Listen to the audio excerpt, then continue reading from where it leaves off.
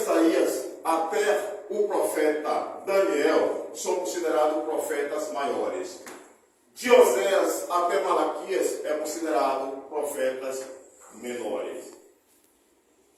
Isaías é considerado também um profeta messiânico, porque foi o profeta do Velho Testamento que mais apontou para nosso Senhor e Salvador, Jesus Cristo. Isaías viveu há aproximadamente 700 anos antes do nascimento do Senhor e Salvador, Jesus Cristo. Se há 700 anos entre Isaías e o Senhor Jesus Cristo, do Senhor Jesus Cristo até este momento aqui, que eu falo com vocês, meus amados e queridos irmãos, há 2000 anos entre Jesus e este momento aqui, aproximadamente. Quando nós juntamos os 2000 anos de nós até Jesus Cristo e os 700 anos de Jesus até Isaías, dá 2.700 anos ou 27 séculos. Quando Deus levanta um profeta, esse profeta que é levantado por Deus, ele fica entre o povo e o juízo de Deus. Foi o caso de Isaías. Mas quando eu dou essas informações a vocês, eu dou também a vocês o direito de me perguntar: e daí, irmão Walter? O que é que nós hoje temos a ver com as profecias de um profeta que viveu há quase 3.000 anos atrás? É isso que nós precisamos entender, meus amados e queridos irmãos. Porque hoje tem muitos que acreditam que a Bíblia, principalmente o Velho Testamento, passou. O que aconteceu foi naquele tempo, não acontece mais. Mas hoje nós vamos entender diferente. Imagine aí, meus amados e queridos irmãos, 3 jarras.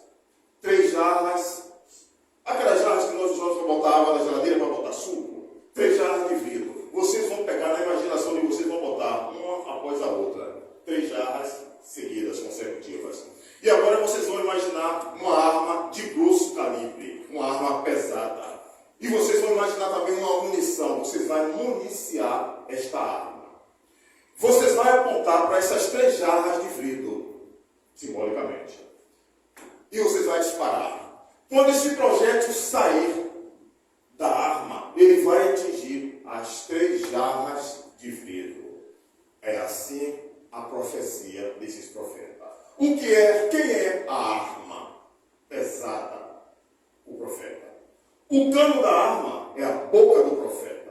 A munição é a palavra de Deus. É a profecia do profeta.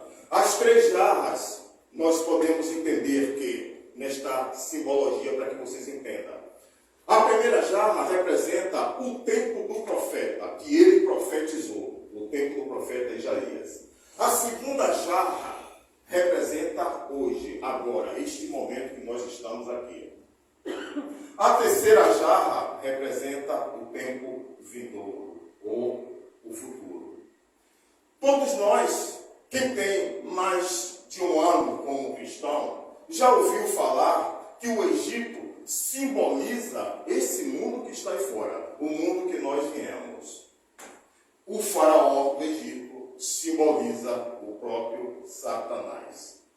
Então, meus amados irmãos, estas profecias que nós acabamos de ler em Isaías 19, valeu para o tempo de Isaías, está valendo para nosso tempo hoje e está valendo para o tempo vindouro, o tempo futuro.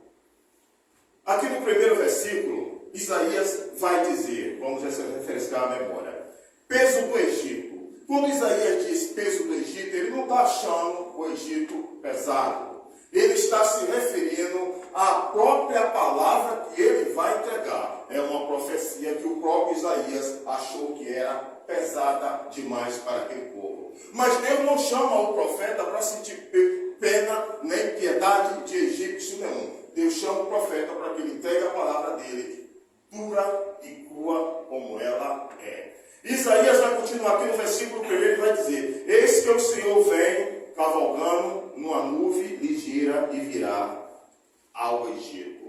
Sempre que nós vemos falar que Deus vem sobre uma nuvem, Deus, nosso Senhor e Salvador Jesus Cristo, nós precisamos entender a partir do que está escrito lá no Evangelho de Mateus,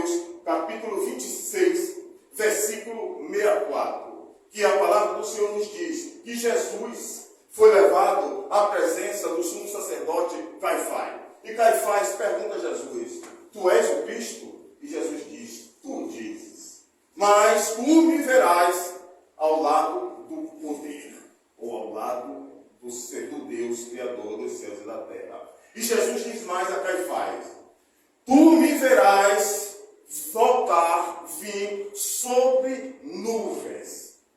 Jesus ali estava se referindo ao dia que ele vai retornar e a poderosa voz dele, quando for dado o comando, vai levantar da sepultura Caifás e todos os que estiverem mortos. Vai levantar e vai ver o nosso Senhor sobre as nuvens.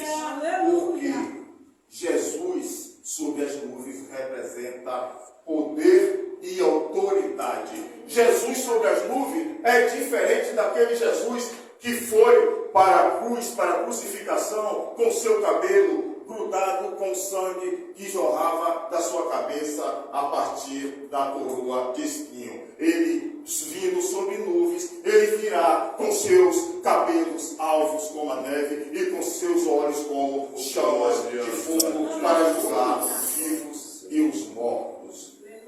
Isaías, nessa profecia, para aquele Egito de ontem, que também serve para esse Egito de hoje que está aí fora, e serve também para o Egito de amanhã que está por vir. Isaías vai continuar e vai dizer: louvado seja o nome do Senhor. E os ídolos do Egito serão movidos perante a face do Senhor.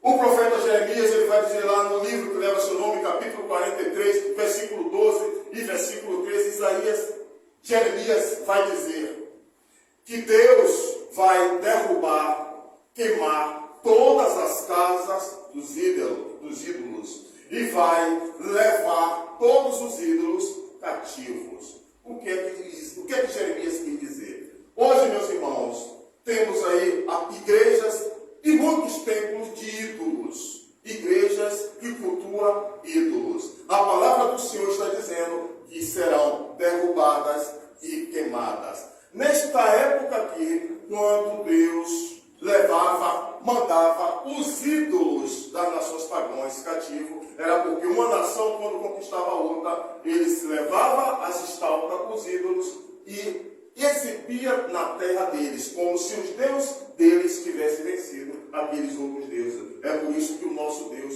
não admite ser adorado nem cultuado por estátua. Porque quando nós fazemos isso, nós estamos diminuindo o Criador do universo.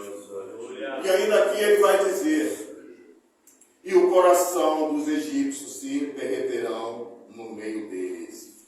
Os egípcios sempre foram um povo supersticioso, como esses que estão nesse Egito aí fora. São supersticiosos. E todos supersticiosos são medrosos. Os supersticiosos têm medo de feitiçaria, têm medo de mau agouro, têm medo de praga, diferente de nós, que somos lavados e remidos pelo sangue do Cordeiro. E nós não temos medo de nada. Paulo vai nos dizer lá na segunda epístola a Timóteo, capítulo 1, versículo 7, que Deus não nos deu espírito de medo, Ele nos deu foi espírito de sabedoria, de conselho e de poder do Espírito Santo. E quem anda no Egito, aí fora, tem medo de tudo porque é supersticioso. Os egípcios antigos tinham medo de piolho e tinham medo do escuro. E nós não temos medo de nada. E se surgir uma serpente para perto